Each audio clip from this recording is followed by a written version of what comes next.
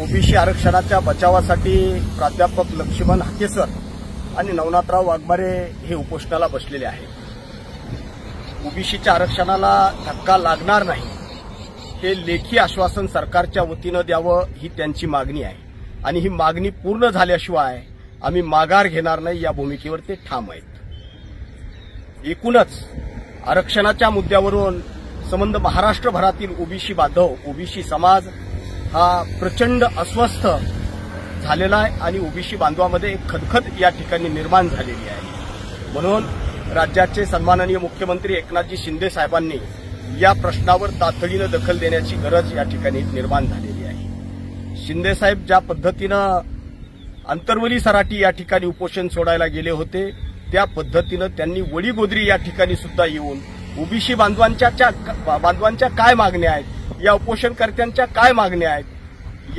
यांच्या संबंधी चर्चा केली पाहिजे आणि त्या ठिकाणी लेखी आश्वासन देऊन ओबीसी आरक्षणाला धक्का लागणार नाही याबद्दल ओबीसी समाजाला आश्वस्त केलं पाहिजे आणि त्यांनी निश्चितच ही भूमिका तातडीनं घेण्याची गरज आहे। ते दोन्ही बाजूंना समान न्याय देतात, समन्यायिक भूमिका घेतात हे ते या ठिकाणी जर वडीगोद्रीला आले, उपोषणकर्त्यांना वडीगोद्रीच्या ओबीसी उपोषणकर्त्यांना त्यांनी भेट दिली, चर्चा केली तर त्या ठिकाणी निश्चित ते सिद्ध होईल।